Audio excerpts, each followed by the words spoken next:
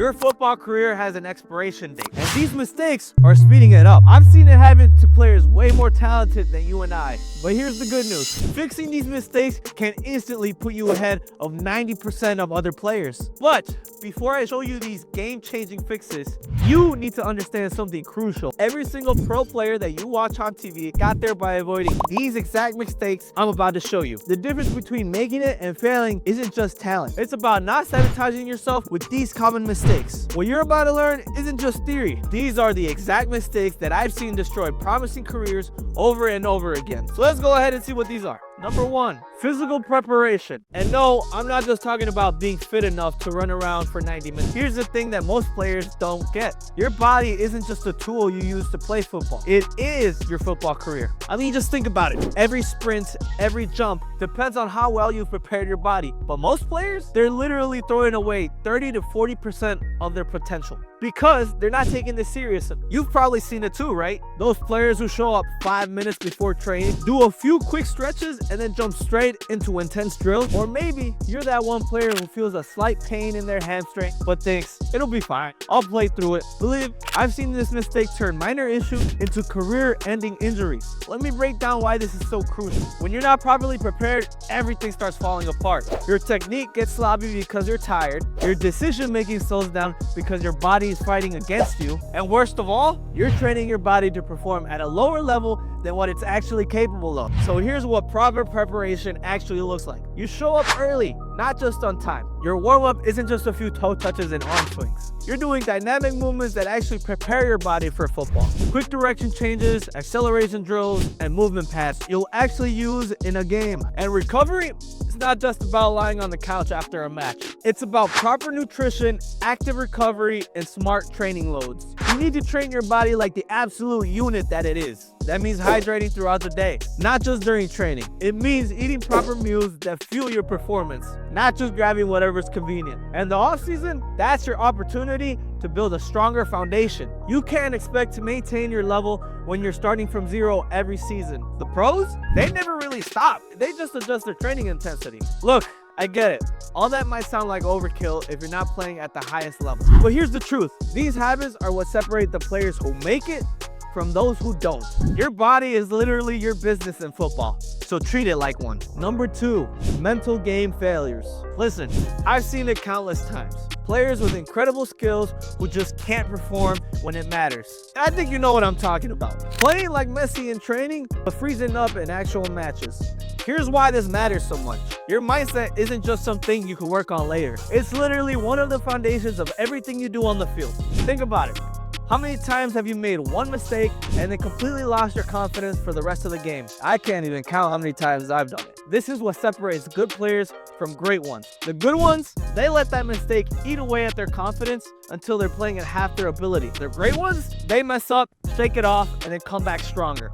But it gets deeper than that. I see players showing up to training physically present, but mentally checked out. They're going through the motions, daydreaming about other stuff in between drills, and not really absorbing anything. Then they wonder why they're not improving. Here's what you should be doing instead. Start treating your mind like a muscle. Just like you wouldn't skip leg day, you can't skip mental training. Create a 3-second reset ritual for when you make mistakes. Maybe it's adjusting your socks or taking a deep breath. Doesn't matter what it is, whatever it is, use it to snap back into focus. And when it comes to training, be intentional before each session. Ask yourself, what am I going to master today? Having that clear focus changes everything. Your training sessions become more productive and suddenly you're improving faster than ever. But here's the thing. Even if you got your mental game sorted, you might still be making this next crucial mistake. In fact, this is exactly what separates the pros from everyone else. Number 3, solo training issues. Let me be real with you for a second. Everyone talks about training alone, but no one talks about training alone the right way. Like, yeah, Ronaldo trains alone, but he's not out there randomly kicking the ball around. Here's the brutal truth. Most players are wasting their solo training time. They'll spend hours practicing those fancy skills they see on Instagram, but they're not actually getting any better. It's like trying to build a house without a blueprint. You're just piling up bricks hoping something good happens. Think about your last training session. Did you have a specific plan, or were you just kind of freestyling it? Because here's what happens when you train without a purpose. You default to what feels comfortable. You stick to your stronger foot, you practice the skills you're already good at, and you avoid the uncomfortable stuff that would actually make you better. I'll tell you what really works. Start each solo session with a clear mission. Maybe today you're working on first touch with your weaker foot. So set up a simple drill. Throw the ball up, control it with your weaker foot, move it in a specific direction, do it 50 times, film yourself, watch it back, see what you're messing up, fix it, repeat. And here's a game changer. Stop the whole train until you're tired. Instead, what I suggest you do is train until you've mastered something specific. Maybe it's completing 20 perfect first touches in a row. When you hit that goal, you're done. Quality over quantity every single time. The key is to make every touch count. If you're just mindlessly kicking the ball around, you might as well not be training at all because you're just wasting your time at that point. Every drill should have a purpose. Every session should build on the last one, and every week you should be able to see clear improvements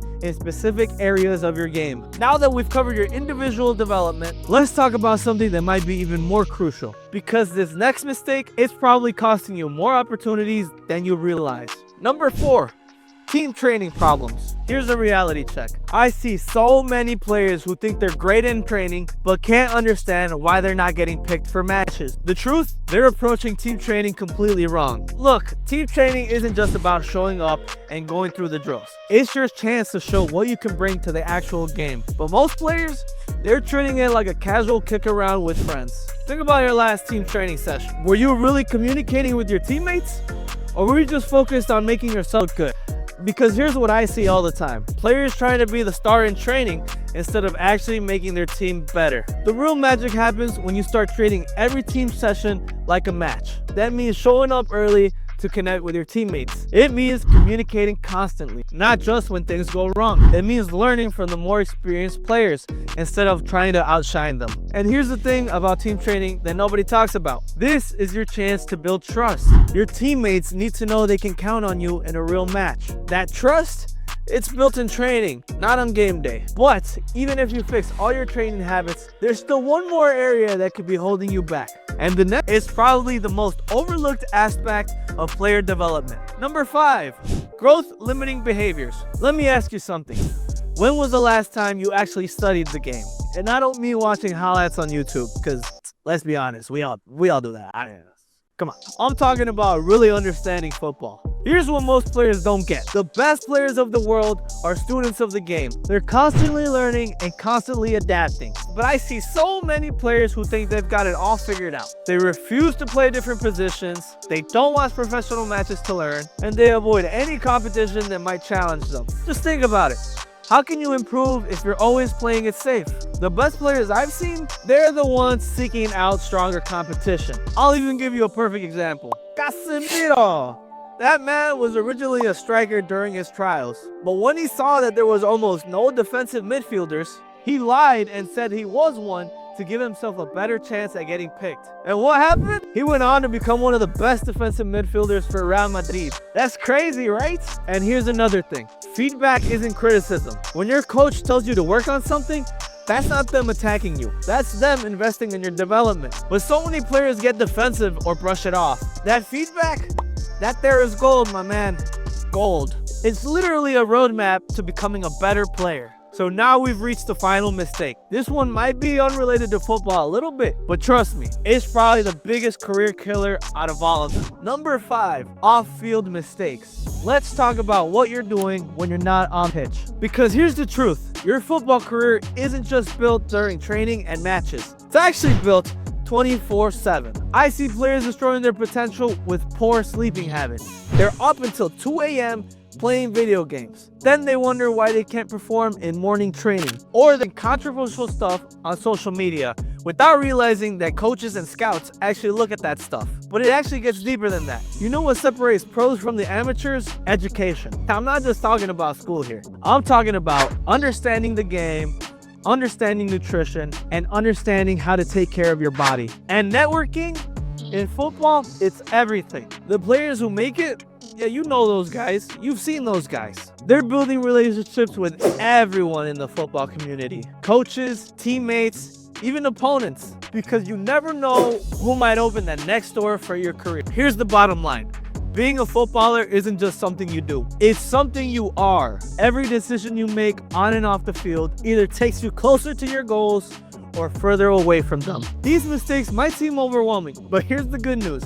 They're all fixable. Start with one, master it, then move on to the next. Because the truth is, avoiding these mistakes isn't just about becoming a better player. It's about giving yourself the best possible chance at the career you want. But I have to be honest, all these mistakes will save your career. But if you really want to skyrocket it, you have to learn how to be able to use both of your feet. So click the video on screen now to learn how to